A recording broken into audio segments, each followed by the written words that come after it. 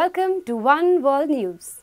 Today, we're launching a one-of-its-kind news channel that will only talk about good news around the world. One World News is meant for those who want to start their week on an optimistic note. Our endeavor is to bring news that will bring a smile on your face and leave you cheerful for the entire week. So, here's to your weekly dose of happiness. A Harvard-trained legal scholar was recently sworn in as the new head of the Tibetan government in exile, taking over from the Dalai Lama. Lobsang Sangay is the Tibet's new hope for freedom for tens of thousands of Tibetans wanting to go back to their homeland. Sangay, who was elected in April, was surrounded by hundreds of Buddhist monks and nuns as well as the Dalai Lama as he took oath of office in the northern Indian city of Dharamshala, where the exile administration is based. The Dalai Lama 76 had announced earlier this March that he would be giving up his political role as the leader of Tibetans, though he would remain the spiritual leader for them. Good news from England, where earlier this week, a mother of two from Norwich revealed how her baby had miraculously survived after the membranes around the baby unbelievably resealed and filled back up with fluid. Miss Laura Hill said she cried with joy the first time she held baby Charlie and how she was overwhelmed at the miracle in her arms. Laura, who lives with her husband Richard, their daughter Tilly and Charlie, was 16 weeks and 4 days pregnant in October when she woke up to find herself soaked in water. She rushed to Norfolk and Norwich University Hospital and was told she had a preterm premature rupture of membranes. Miss Hill said the doctors did a scan and found all of her waters had gone and advised her to have an abortion. She was told that she was likely to go into labor within 2 weeks and that the baby had only a 1% chance of survival, and if he did survive, there would be a chance of brain damage or lung deformities. But she said 1% is still a chance he could live, and she did not want to give up on her baby. Laura had scans and blood tests twice a week to monitor her baby's condition. At 21 weeks, she was told the membranes around her baby incredibly appeared to have resealed and there was some water surrounding him. Baby Charlie not only survived but is hale and hearty.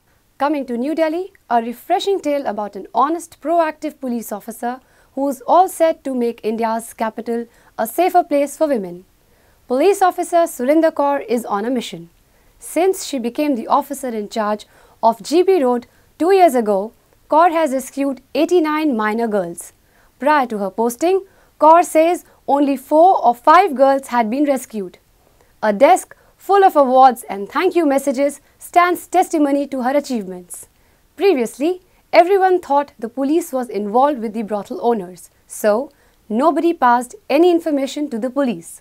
However, when she took over, she took it as a challenge and decided that she would definitely do something different. Slowly but surely, she developed faith in the public, for herself and her police force, says Kaur. Very commendable indeed.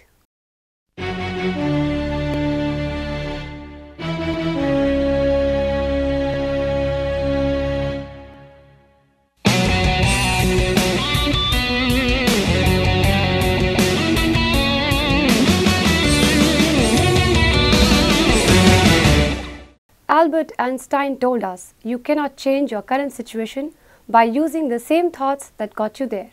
You must change the way you are thinking and think different thoughts. So simple yet so profound. We can actually change our lives merely by changing our thought process. In fact, all changes that have occurred in people's lives have occurred because they changed the way they thought. Relationships, health, fortunes have all changed for the better, merely by changing the way one thinks.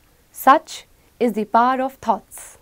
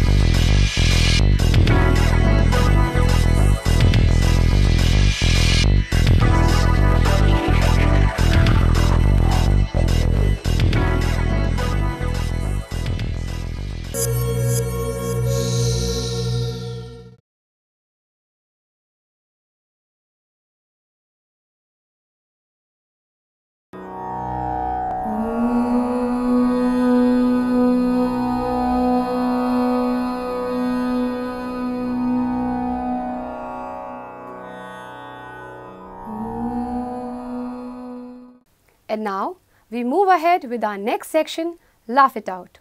Over to Abhimanyu. Hi friends. Well, I have some good jokes to share with you all. So, here we go.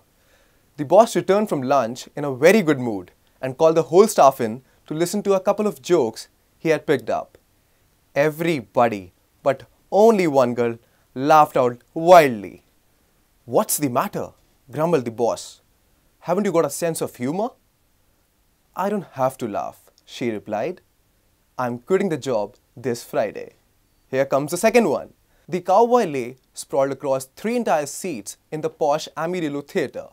When the usher came by and noticed this, he whispered to the cowboy, "Sorry, sir, but you are only allowed 1 seat." The cowboy groaned but didn't budge. The usher became more impatient. "Sir, if you don't get up from there, I'm going to call the manager." The cowboy just groaned. The usher marched quickly back up the aisle. In a moment, he returned with the manager. Together, the two of them tried repeatedly to move the cowboy, but with no success. Finally, they summoned the police.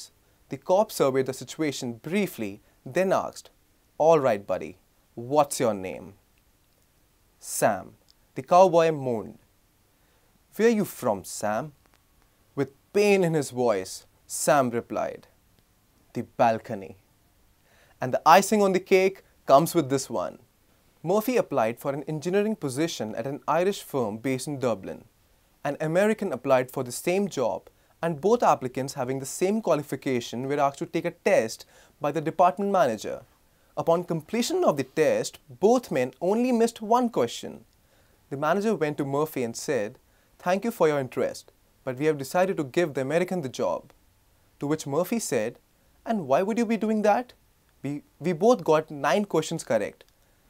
This being Ireland and me being Irish, I should get the job." Manager said, "We have made our decision not on the correct answer, but on the incorrect ones." Murphy got shocked and said, "And just how would one incorrect answer be better than the other?" Manager smiled and said, "Simple, sir. The American put down on the question number 5, 'I don't know.' You put it down, 'Neither do I.'" Well, that's it for now. Have a great week ahead.